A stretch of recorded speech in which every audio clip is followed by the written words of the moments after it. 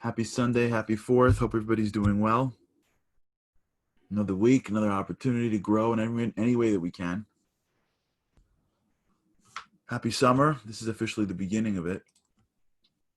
I've been speaking a lot about this idea of rituals. What we're trying to really accomplish here is change. We're not trying to just sort of talk every day. We're trying to create a group that's interested in changing. We want to change our lives.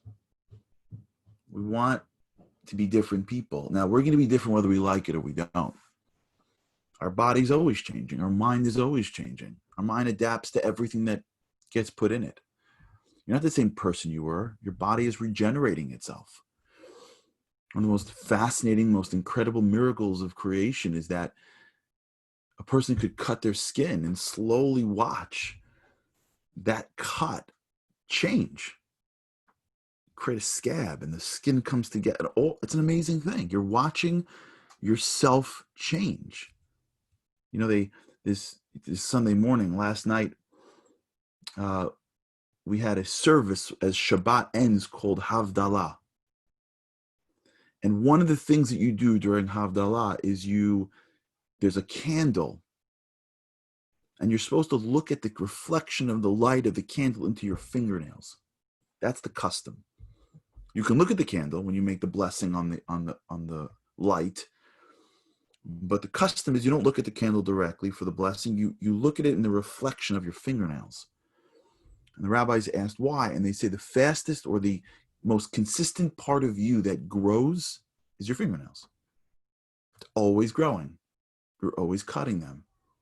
Because true light is when you see the light, like we're talking about here, the wisdom, whatever, real Torah, that's real wisdom, but what we're doing, and when you see it through the context of growth. That's what wisdom is supposed to be for.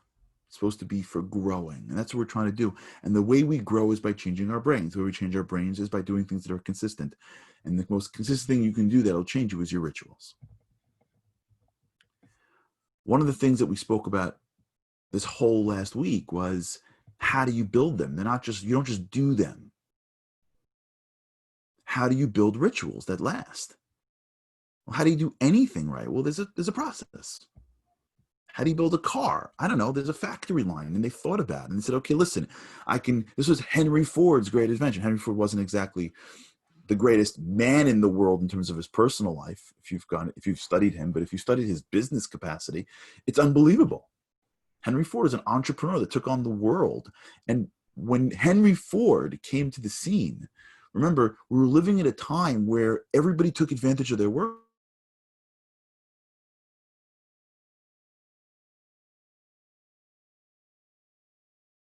Can everyone hear me? Am I okay?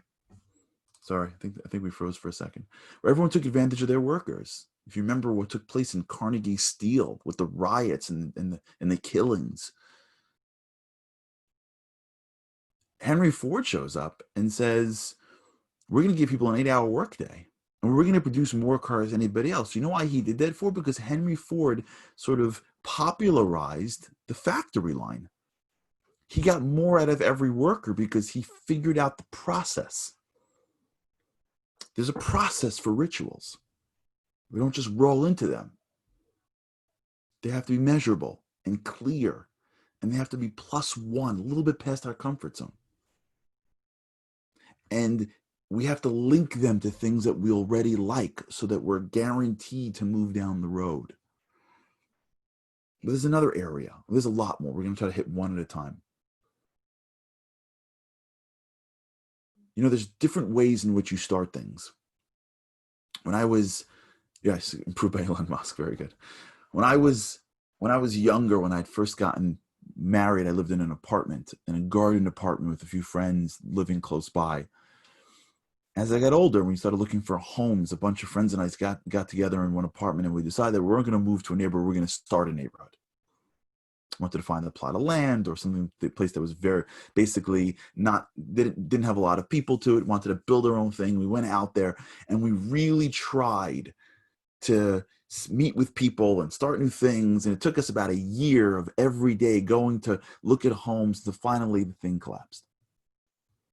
And in trying to analyze why it collapsed for, it dawned on me that starting a neighborhood is really hard. Not only do you have to find a home, everyone else has to find homes. Not only do everyone has to find homes, you have to build infrastructure.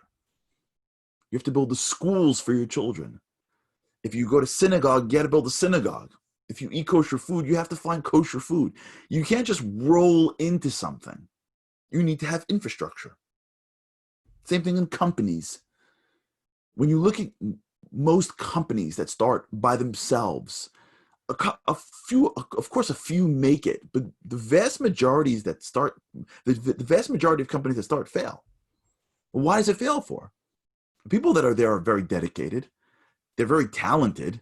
They're entrepreneurs who've been starting a company. Usually the failure comes because the level of work that goes into building a company that's separate is much greater than one would think. If you like making pies, then you're good at pie making.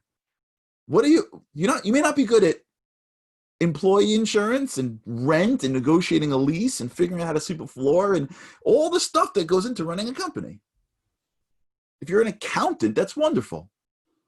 But there's so many things that go around a business besides just what you do. And where most people fail when they build a company or when they start a neighborhood or when they start any project, a nonprofit, anything, where the greatest source of failure is as soon as you get past the thing that you're good at to the thing that you have to do, the infrastructure that is supposed to surround that what you're doing, you go into a world that it's hard to appreciate how hard that is. And that's where most failure happens. It doesn't happen doing the work that you love. It happens in doing the work that you don't love and didn't realize that you needed to do. It's hard to hire and fire. It's hard to figure out how much coffee to put in the office. All these are things that come up to entrepreneurs that they had no idea outside, I got to do the work that I love doing. So where most people fail is they jump into the island too quickly. They think they could do it themselves. And when you think you can do something yourself too quickly, you fail. If you want to change yourself, you have to attach your ritual to already existing infrastructure. It is an extension of what we spoke about on Friday, which is attaching your ritual to something that you love. On Friday, we spoke about this concept based on my law school experience of where if you like eating certain foods, just attach that to your ritual. And then over time, your brain will make the connection for you and you will have more oomph to your ritual because it will not only include what you want to accomplish, it'll also tie into already an established desire. Let's take it one step further now. You got to find your infrastructure. You got to find infrastructure that works for you, that you already have, and extend the infrastructure. You know how neighborhoods really work? Yes, you have development. You want to know how most neighborhoods develop? There's a block where everybody lives and somebody buys one block over. And then they moves. And then they buy one block over and one block over, one block over. They extend the neighborhoods. That's how most neighborhoods, that's how most societies work. It's an extension of whatever's on the inside until there's so much happening here, they create their own center and it extends that way. How most companies start, they're in another company and they leverage the infrastructure of the other company. They have the same HR director. They sit in the same office. They use the same parking lot and coffee. And all of a sudden, 4 people, 6 people, 8 people, and there's enough. And then they grow until they can start their own thing. Me and you have infrastructure. There are parts of our lives that are already structured. There are things that you've already accomplished. Most of us have already gotten past getting up around the same time every day. You're probably in a certain range as it is anyways. When you were 16, it probably wasn't like that. Maybe as you got older, you changed, but most people get up, if you're growing, you get up around the same time. And most people have a very similar morning routine, which means the brain knows during this period of time, we are following a very specific structure. Here are the streets, here are the blocks. The brain goes into the world of structure. It's morning. I don't want to, but I have to get up. Alarm clock. I'm up. It's hard for me. I got to do X and then Y and then Z.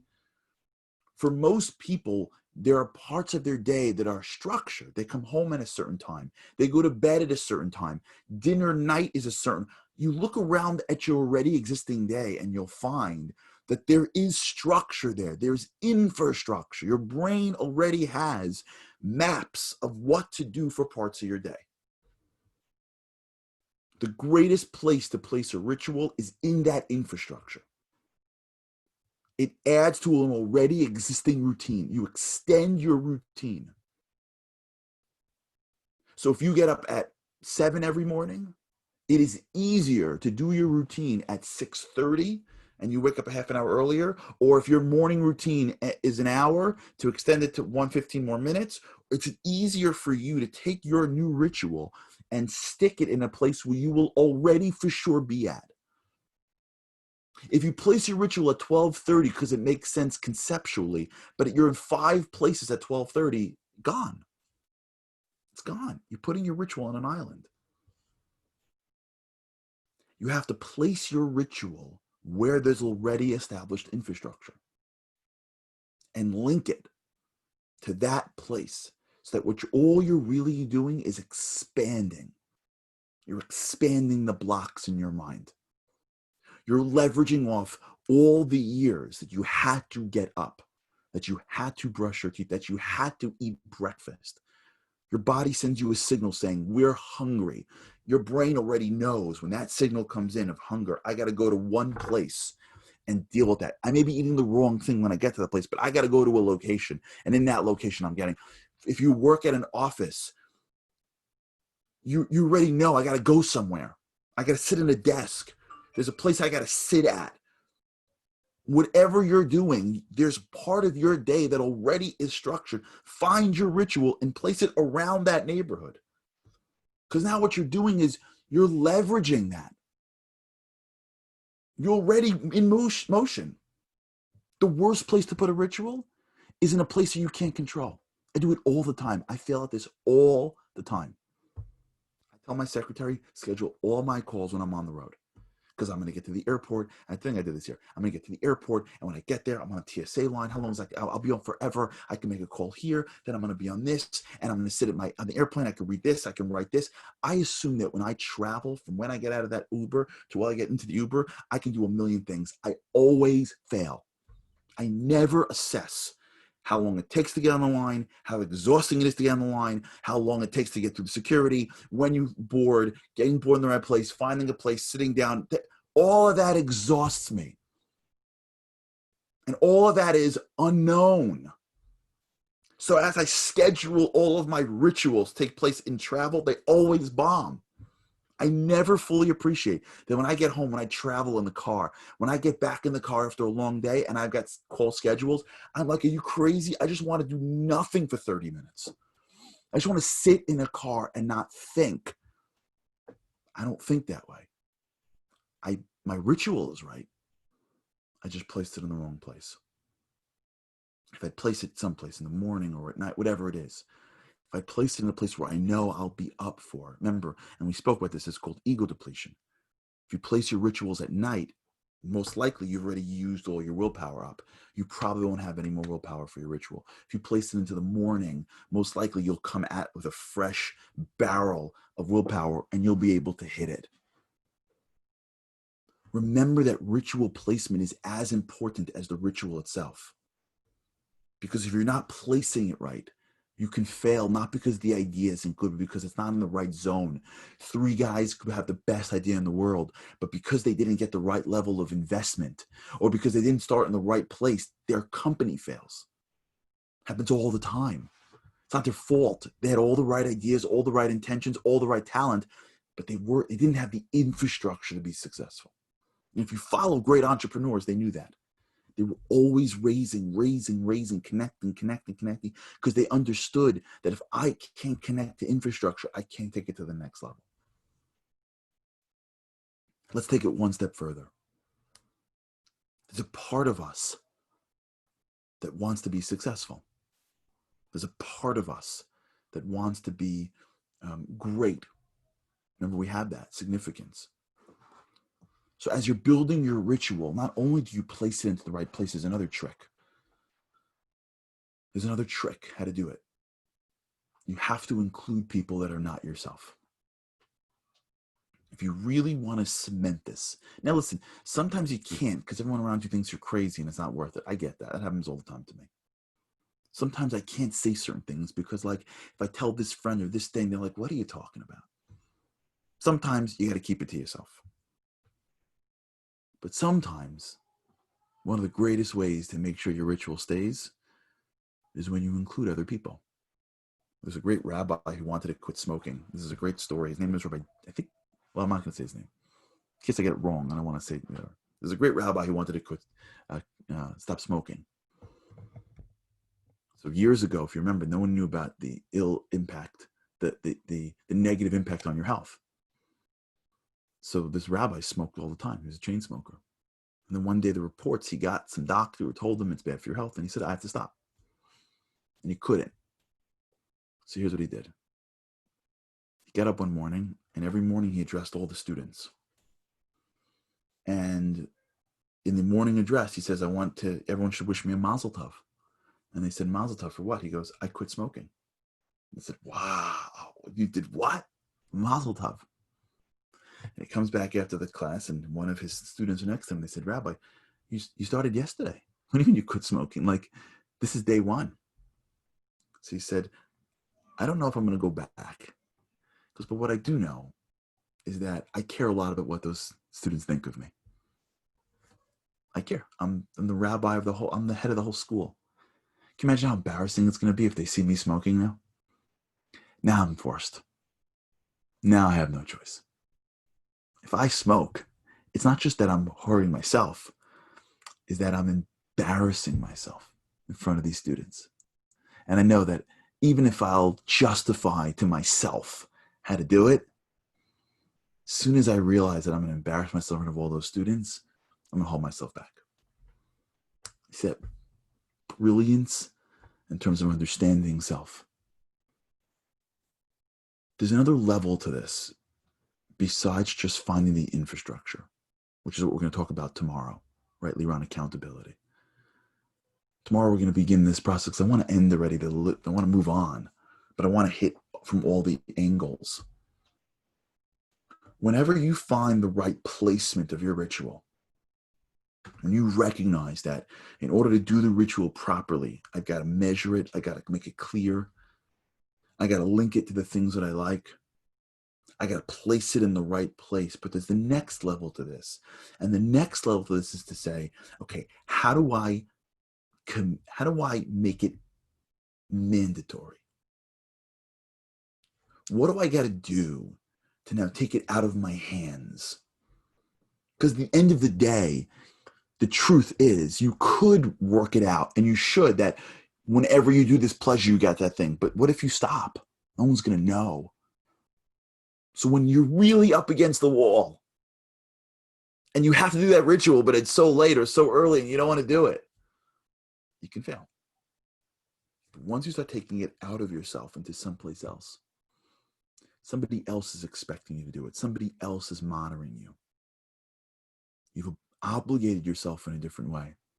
I have a friend of mine, I'll tell you this story, but we'll talk about this tomorrow. I'm going to continue this, tell you a funny story. I have a friend of mine that was heavier, and he lost a considerable amount of weight. So he went down 5-6 man's pant sizes. So he hits a certain size that he wants to hit, whatever that size is. And the next day he wakes up in the morning and he throws out all of his clothes that were not on that size. And his wife says, what if you get heavier? He says, I won't wear pants. She goes, what, are you crazy? He goes, yeah. I'm not buying any pair of pants over this size. This guy told me. He has now obligated himself by virtue of the fact that he needs to wear pants every morning. He has taken it out of his hands and placed it into the hands of something beyond himself. Because by not buying a pair of pants that were outside his size, he's now saying to himself, if you don't maintain your weight, you don't get dressed. Now, of course, it'd be great if you had someone else buying clothes. We'll talk about the nuance of this. But that's the level of commitment we need to have with ourselves. Are we playing around? Are we joking around? Is this real? Is this like a nice thing to do to inspire us? Yeah, cool. I'll make a ritual when I'm in the mood and then I'll drop it and go back to myself. Or do we actually want to change? Well, if we actually want to change, we change. We toughen up and change. We're strong enough. We're great enough. We got enough inside us. We just got to stop kidding around. You want to lose weight? You sell your clothes. Period. End of story. You sell your clothes. And now you know, if I'm not maintaining my size, I'm not walking out of my house. Period. So when I'm about to eat that food I'm not supposed to eat, I got to remind myself, I put this in my mouth. I'm going to look around. I'm going to walk around like someone painted the pants on me. And that's really embarrassing. That's commitment to change. Right. Like Leron just said, for those who are on Zoom, that's the difference between being interested in change and committing. We're going to talk about this again more. Committing to something. That's where we're at. Growth takes place post-commitment. People that are interested, that they would like to grow, they would like to change, they're round and round. People that actually change are the ones that are committed to it. And we'll talk about it tomorrow. Thanks so much for tuning in. For those who are here today live on a Sunday morning on July 4th, you're with us. So appreciate it. Have an incredible day. And with God's help, I can't wait to speak to you again tomorrow.